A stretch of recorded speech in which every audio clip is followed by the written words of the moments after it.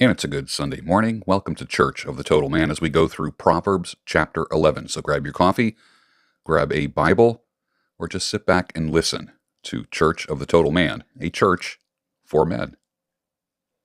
Proverbs chapter 11. A false balance is an abomination to the Lord, but a just weight is his delight. A false balance. Intending, or at least promoting that you're giving people one thing, but not giving it to them. Selling somebody 1 pound of meat when you're actually only giving them 12 ounces. They think they're getting 16 ounces, but you're only giving 12 ounces. A false balance is an abomination to the Lord.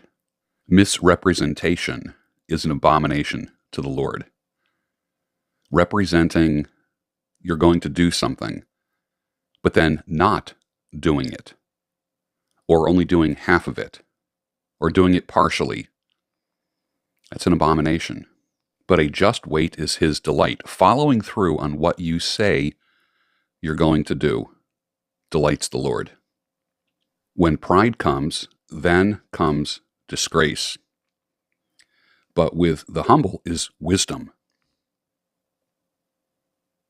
Some of the most profound thinkers and speakers I've ever known were humble people who can admit their faults.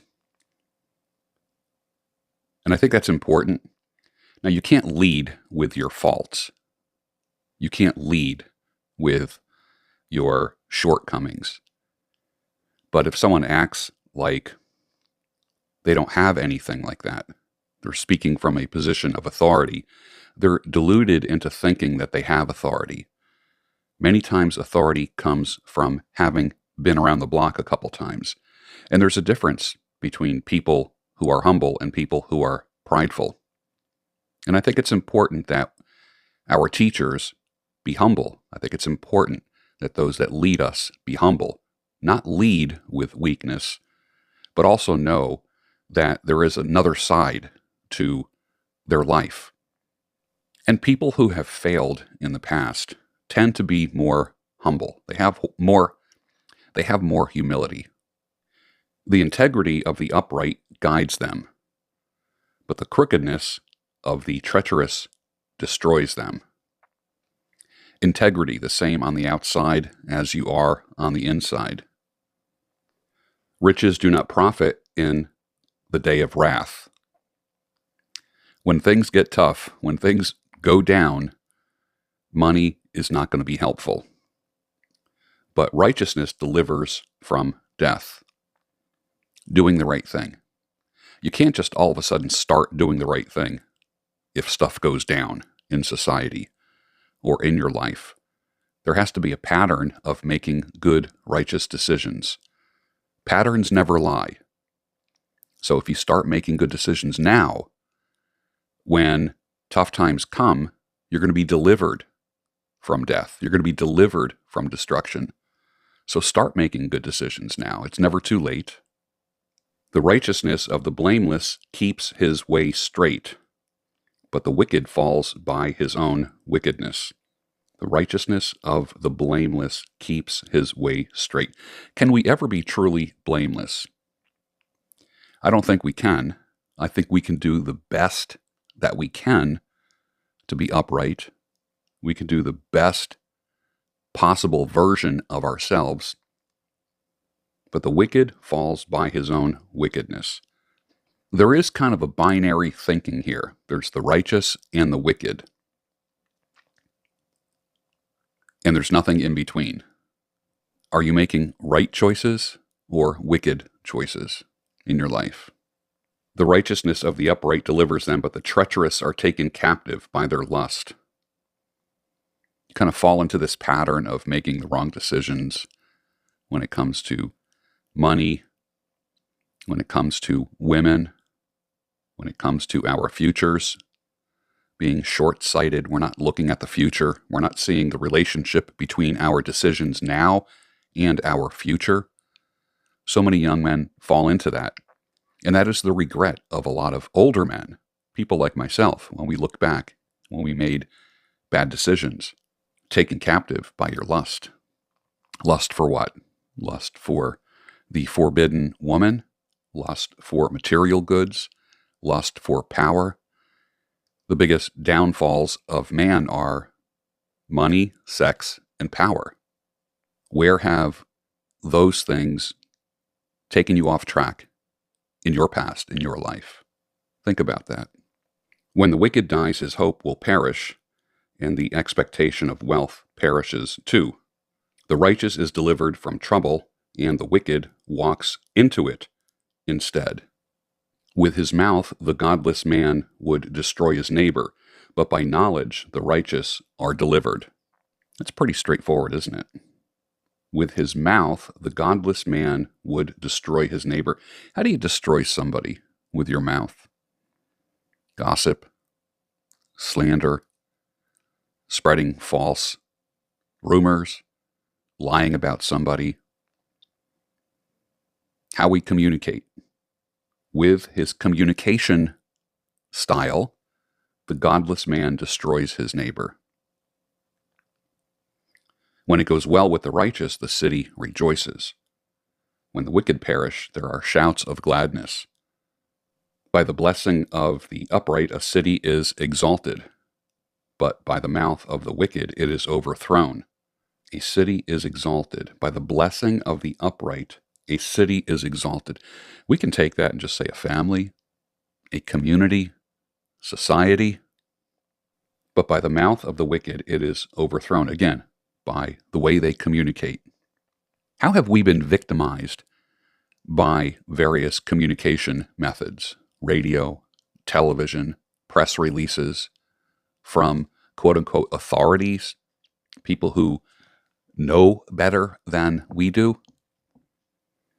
How much fear has been in your life because of various communication models from other entities, such as the government, or people who just listen to everything that a government says? People don't think for themselves. Governments don't want people to think for themselves. They want worker bees. They don't want people who think. And you are a thinking person, so you're automatically suspect. Whoever belittles his neighbor lacks sense, but a man of understanding remains silent. Again, communication styles. Whoever belittles his neighbor lacks sense. A lot of talk here about the things that we say, isn't there? All of a sudden it made a shift. We spent a long time talking about the forbidden woman, many chapters.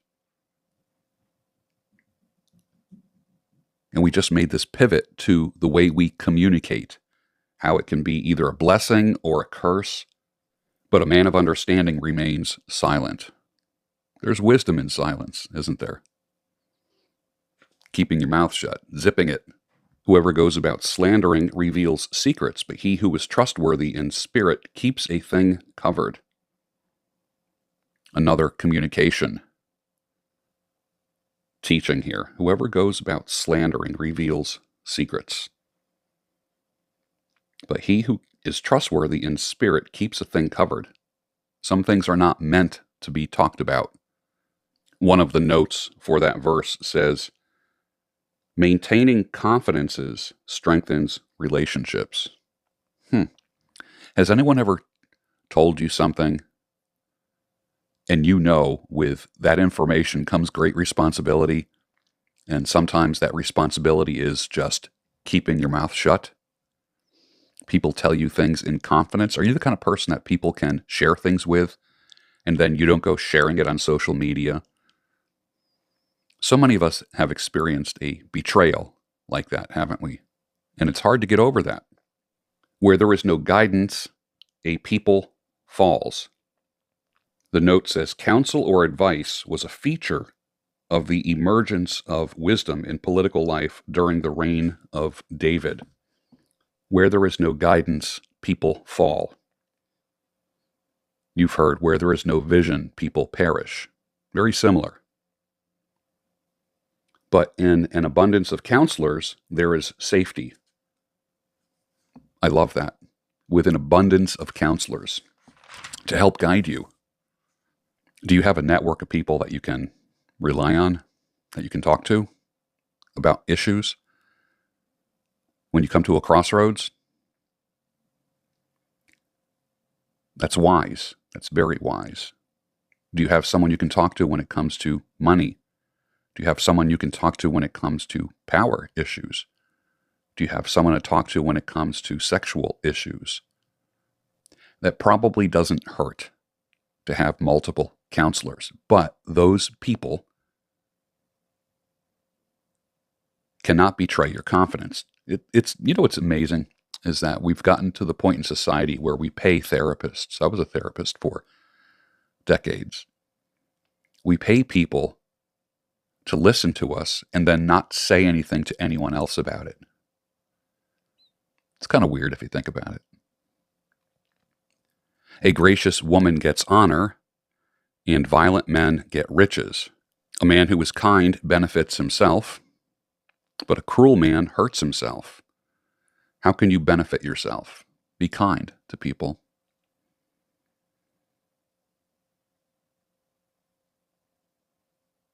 The wicked earns deceptive wages, but one who sows righteousness gets a sure reward. How do you sow righteousness? It's like you're sowing a seed. Which means, think about it. If you sow righteousness, it's like sowing seeds. You don't necessarily see the fruit of your righteousness right away or for a while. No different than planting a seed. It takes a while for it to germinate, to grow into a plant, and actually start producing fruit or a vegetable or something. One who sows righteousness gets a sure reward. Sowing righteousness is an act of faith. Just doing the right thing, being kind, there's no instant gratification. You may not see the results of your kindness and your righteousness right away, but that doesn't stop you from being kind. That doesn't stop you from making righteous decisions, does it? Whoever is steadfast in righteousness will live, but he who pursues evil will die. Steadfast in sowing righteousness. Just consistent in being kind across the board, day by day by day. You are going to be judged on how you treat people, eventually. Those of a crooked heart are an abomination to the Lord, but those of blameless ways are his delight. Interesting, that just jumped out at me, a crooked heart. And the opposite is, but those of blameless ways are his delight. So I'm assuming that crooked heart is the opposite of blameless ways. Be assured an evil person will not go unpunished, but the offspring of the righteous will be delivered. So many times your kindness and your sowing seeds of righteousness, you might not see the reward, but your offspring will. Intergenerational wealth, intergenerational curses, intergenerational blessings. You may not see it. And that's consistent with what I said. Sowing righteousness is like sowing seeds. If you plant a tree, you may not even be around, alive, to experience the fruit that comes off that tree, but your offspring will be around. So making the right decisions now for yourself, for your family, you may not see fruit or the benefit of doing it. You might get weary in doing good. But just know that your offspring or people around you, people in your legacy, will be blessed by the good decisions that you make now. And those blessings may not come for 20 years, 10 years, 30 years. Who knows? Like a gold ring in a pig's snout is a beautiful woman without discretion. I like that. Like a gold ring in a pig's snout. Why would you put a gold ring in a pig's snout? A gold ring in a pig's nose keeps them from rooting around and destroying things. It's the same thing with a beautiful woman without discretion. It's the same thing, a beautiful woman without discretion who doesn't make good decisions. It just doesn't fit. The desire of the righteous ends only in good, the expectation of the wicked in wrath. One gives freely, yet grows all the richer. Another withholds what he should give and only suffers want. The general point is that a generous person is blessed, and that people who are miserly come to ruin. I've noticed that the most successful people in the world are people who give freely of their money, give freely of their time, of their resources, and they just seem to get more of those things. One gives freely, yet grows all the richer. Another withholds, and he only suffers want. There are people that are just always struggling all the time. But are they giving? Is giving of your time, your money, your resources, is that a formula for success? I think if you think it's just merely a formula that you robotically give and then it just magically all returns to you, I don't think that's what it's talking about. What I do think it's talking about is that when you freely do give of those things, generally speaking, you keep the door open for blessings to come back to you in those areas. Whoever brings blessing will be enriched, and one who waters will himself be watered. I remember hearing years ago another version that said, "He who refreshes others will also be refreshed." The people curse him who holds back grain, but a blessing is on the head of him who sells it. Providing for people, selling with righteous balances. Somebody buys 16 ounces of something, you give them 16 ounces of something. People curse him who holds back grain, but a blessing is on the head of him who sells it. So it's not saying like give all your stuff away, give the grain away. It's okay to sell. It's okay to be rewarded for the service or product that you provide. It's okay to do that. And it says a blessing is on the head of him who sells it. Whoever diligently seeks good seeks favor, but evil comes to him who searches for it. Some people seem to be looking for trouble, and they always end up finding it. Whoever trusts in his riches will fall, but the righteous will flourish like a green leaf. Money is not the answer to everything. It's the answer to many things, but it's not the answer to everything. Whoever troubles his own household will inherit the wind. Do you bring trouble to your household? Are you getting fired all the time? Are you taking your household's money and giving it to a local municipality because you are drunk driving or speeding and you get tickets and your hard-earned money, the hard-earned money of your family has to go to pay for your fines or bail you out of jail? Whoever troubles his own household will inherit the wind, and the fool will be a servant to the wise of heart. The fruit of the righteous is a tree of life, and whoever captures souls is wise. What have you done? What have I done to help save a life? How has your wisdom been leveraged into a life-saving activity? If the righteous is repaid on earth, how much more the wicked and the sinner? So here is an actual result. If the righteous is repaid on earth, how much more the wicked and the sinner? I love that. There's a lot of cause and effect here in this chapter, chapter 11. Proverbs is a very practical book, isn't it? Don't bring trouble into your household, to your family. Don't misrepresent what you sell, what you offer.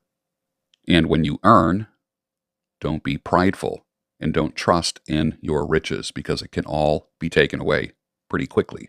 But don't grow weary in doing good because you are sowing righteousness in the same way that you sow a seed in faith, believing that it will eventually turn into a plant that bears fruit.